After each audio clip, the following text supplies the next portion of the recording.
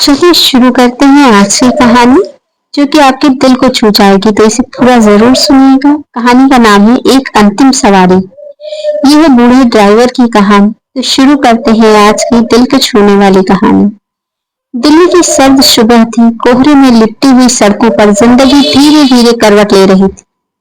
चाय की दुकानों से उठती हुई भाप और अखबार बेचते हुए बच्चों की पुकारें उस ठंड में भी गर्माहट ला रही थी। उसी भीड़ भाड़ से थोड़ी दूर एक बूढ़ी सी पीली टैक्सी खड़ी थी और उसके पास बैठा था एक अधेड़ उम्र का आदमी। सफेद बाल, झुकी हुई पीठ, पर आंखों में चमक और मुस्कान और अपनापन। नाम था ईश्वर लाल। उम्र करीब 70 साल। पीछे 45 सालों से यही पीली एम्बेसडर टैक्सी उनका साथी थी। लोग उन्हें प्यार से ईश्वर काका बुलाते थे। वो हर सवारी को सम्मान देते।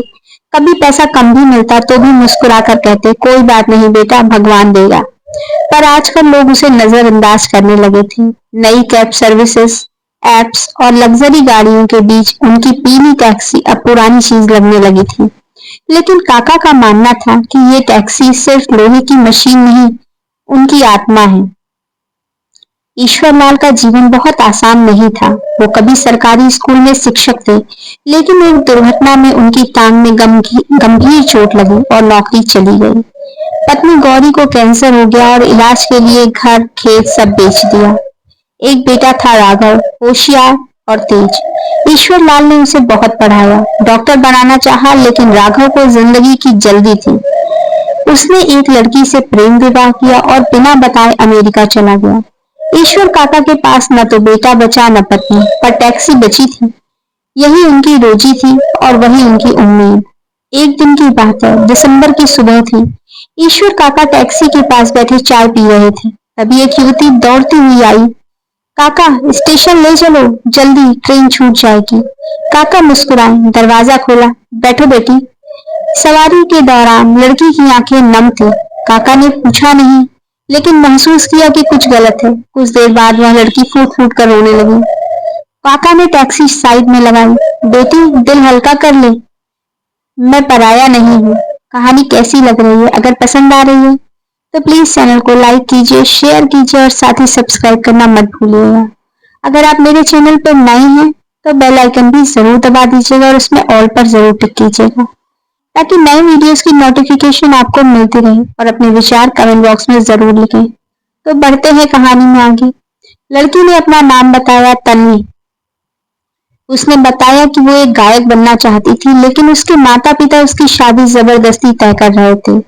आज घर छोड़कर वह मुंबई भाग रही थी। काका ने लंबी सांस ली और कहा, बेटी, सपने देखना गुनाह नहीं है, पर भागना का रास्ता नहीं। जो भाग कर हासिल किया वो टिकता नहीं। तन्वी ने चुपचाप स्टेशन का रास्ता बताने को कहा। काका ने टैक्सी घुमा ली। पहले एक जगह चलो, फिर जो तू कहेगी वही करूंगा। काका उसे लेकर एक वृद्धाश्रम पहुंचे। वहां कुछ बूढ़े लोग बैठकर भजन गा रहे थे। एक कोने में एक वीणा रखी थी। काका ने तन्वी से कहा, गाओ यहाँ, अपने सपनों की शुरुआत किसी जरूरतमंद के चेहरे पर मुस्कान से करो। तन्वी थोड़ी झिझकी, फिर बैठ गई। उसकी आवाज जैसे ही गूंजी, सब चुप हो गए। बुजुर्गों की आंखों में आंसू और चेहरे पर सुकून था। गाना खत्म होते ही एक बुजुर्ग आया और बोला, बेटी, तूने तो जीवन लौटा दिया। भगवान तुझे बहुत आगे ले जाए। तन्वी मुस्कुराई और शायद पहली बार उसका मन हल्का हुआ। उस दिन के बाद तन्वी मुंबई नहीं गई। उसने अपने माता पिता से बात की, समझाया और खुद दिल्ली में ही एक म्यूजिक क्लास शुरू की। ईश्वर म्यूजिक स्कूल, जो गरीब बच्चों को मुफ्त सिखाती थी। उस स्कूल की टैगलाइन थी, जहां सुर, संस्कार और सपने मिलते हैं। और स्कूल की ब्रांड एम्बेसडर वही पीली टैक्सी। एक दिन एक स्मार्ट सूटेड बूटेड लड़का स्कूल आया।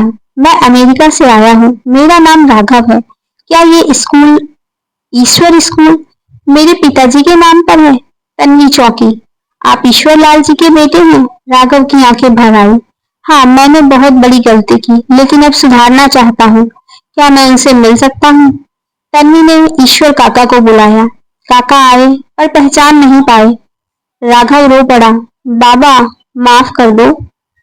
कैसी लग रही है कहानी? अगर पसंद आ रही है तो प्लीज लाइक करना मत भूलिएगा। लाइक कर लीजिए। फिर सुनते हैं आगे की कहानी। काका की आंखें भर आईं पर मुस्कुराकर बोले, तू जब गया था तब दिल टूटा था, अब लौटा है तो दिल भर आया है। राघव ने सब कुछ छोड़कर अपने पिता के साथ रहने का फैसला किया।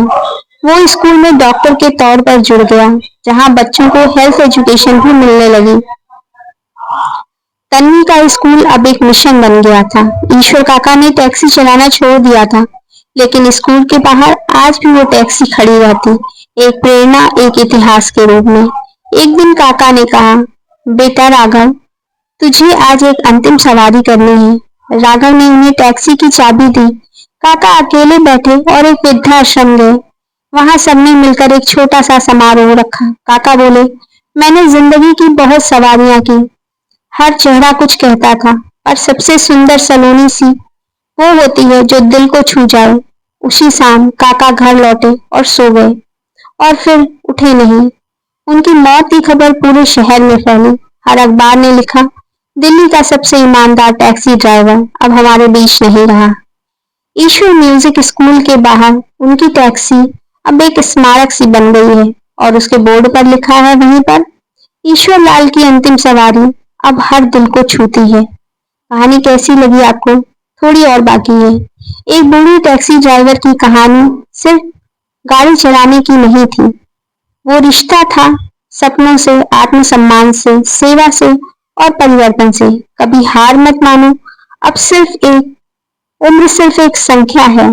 किसी की जिंदगी का रुख मोड़ने के लिए सिर्फ एक सच्चा दिल और थोड़ा सा समय चाहिए। तो कैसी लगी आज की कहानी? अगर पसंद आई है तो चैनल को लाइक कीजिए, शेयर कीजिए और अपने विचार कमेंट बॉक्स में जरूर लिखिएगा। सब्सक्राइब करने के साथ साथ अगर नए हैं तो बेल आइकन में ऑल पर जरूर टिक करें। धन्यवाद।